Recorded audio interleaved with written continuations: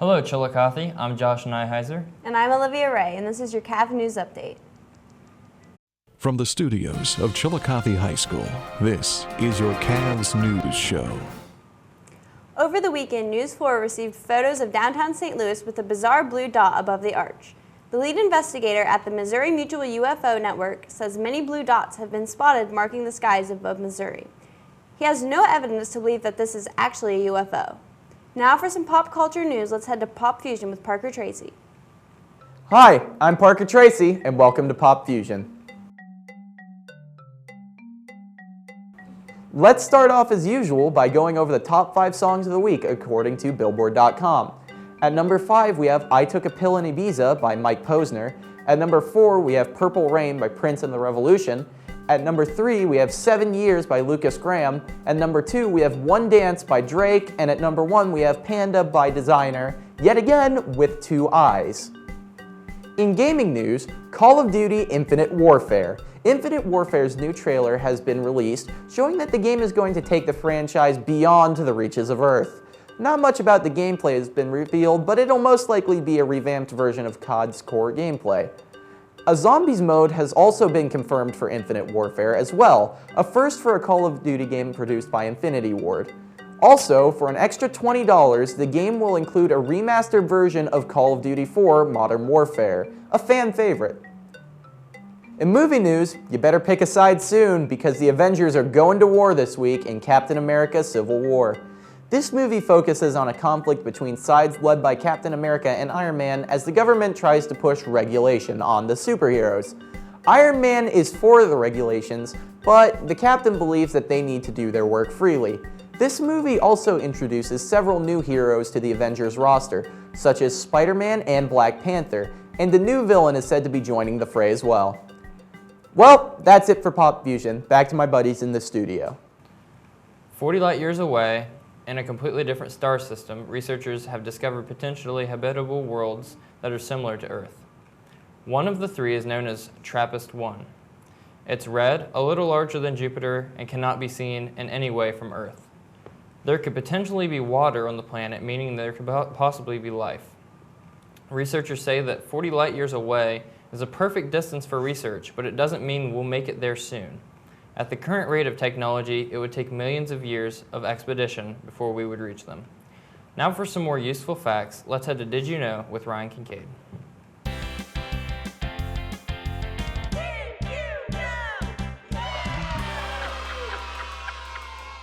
Howdy folks, welcome to Did You Know? I'm your host Ryan Kincaid, and I'm here to bring you some information on the leech on our economy that should be abolished. No, it isn't shady businessman, instead, it's the penny. This little coin is the biggest waste of money and time, and it doesn't do its only job. Now, before you start hating on me, allow me to explain. First, let's take a look at all the coins most people have lying around or in their pocket. We have the penny, the nickel, dime, and the quarter. But there's another coin that was discontinued in the 1800s because it was worth too little to keep. It was the half cent, half the value of a penny. Now, when the half cent was discontinued, it had more buying power than today's dime, and that is my argument for why the penny needs to go. Pennies have one job, to be spent as money, and they fail at that job because you really need to make some effort if you want to buy things with only pennies. This wasn't a problem in the old days when pennies were made of copper, but thanks to inflation and pennies now made of mostly zinc, pennies are almost worthless.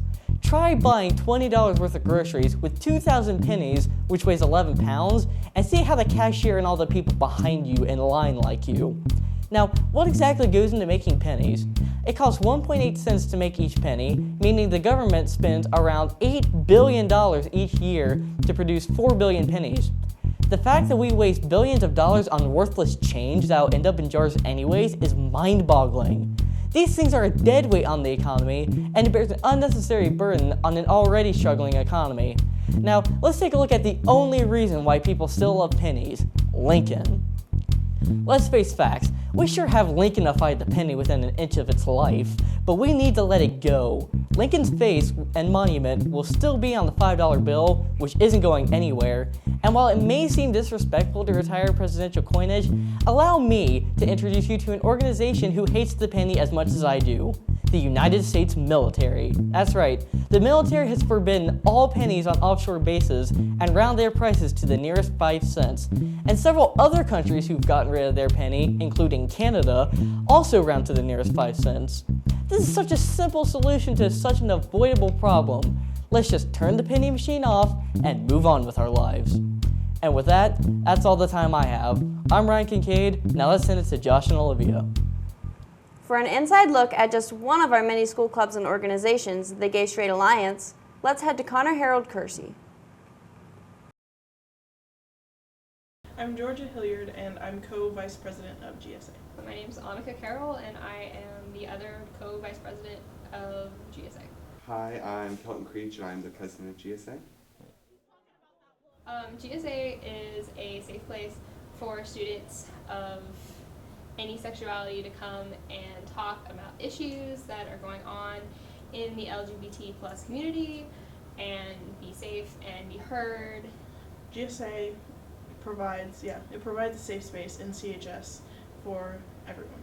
And it just is a way for people to feel safe and be able to talk about anything they'd really want to talk about and make some friends. And come up with ideas to help the other school members and help everybody out. It's a safe space for anyone who is an ally or a member of the LGBTQ plus community. Can you explain like a really simple definition of what an ally is? An ally is a person who isn't necessarily in the LGBT community, but they support the LGBT community and they want all the rights for them, and they're just really supportive of you and they're here to help you. GSA is important because, I think it's important especially because we live in southern Ohio in kind of a rural area. So there's a lot of closed-mindedness around in town and near where we live. So I think it's really important for people here to know that it's not okay to be discriminated against. So if they have a problem, they have someone that they can talk to. Any one of us officers or Mr. Smith or any members of GSA. It's a safe place, and I think it's important that we have somewhere like that at CHS. So anyone who needs somewhere to go, or anyone who just wants to be part of this organization is welcome.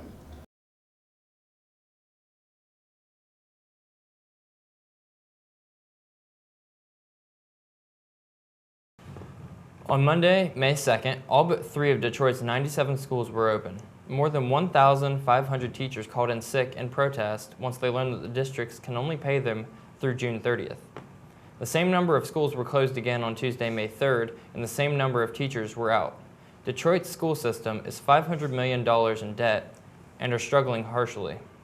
An interesting fact is that teacher strikes are illegal in Michigan, so the teachers are calling it a sick out.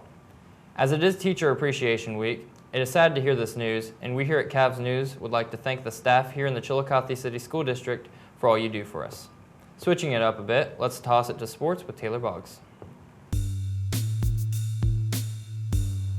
Thanks guys, I'm Taylor Boggs with this week's CAVS News Sports Update.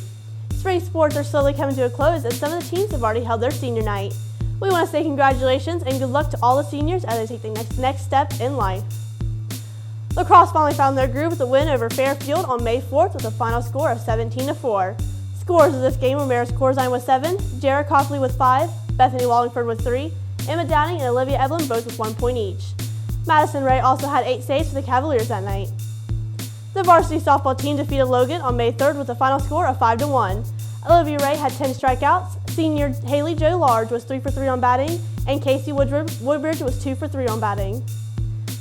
The JV softball team had a tough loss against Logan on May 3rd, but the next night they turned it around and run ruled Hillsborough 19-5 in the 5th inning for the last home game of the year. Up next, the boys tennis team defeated Circleville 5-0 on Tuesday, May 3rd. Everyone had a winning match that night. They are now 14-2 overall and undefeated in the SCOL. Then we had the boys varsity baseball team who clinched the win on May 2nd against Portsmouth Notre Dame with a final score of 2-0. And finally, we had the JV baseball team who fell to Logan on May 3rd with a final score of 8-6. This week's Player of the Week is Josh Nyheiser. Josh is a junior on the varsity team. He started his high school career on the JV team and was moved up to varsity his sophomore year. He's been playing baseball for 8 years now. Congratulations, Josh, and keep up the hard work.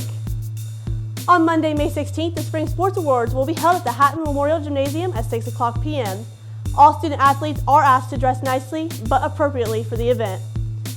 For more on results and upcoming events, log on to the Chillicothe City School website and click on Athletics. That's all I have for this week. I'm Taylor Boggs, and back to Olivia and Josh in the studio. Well, that's all we have for this week. I'm Josh Nyheiser. And I'm Olivia Ray. Have a fun, safe week in Chillicothe.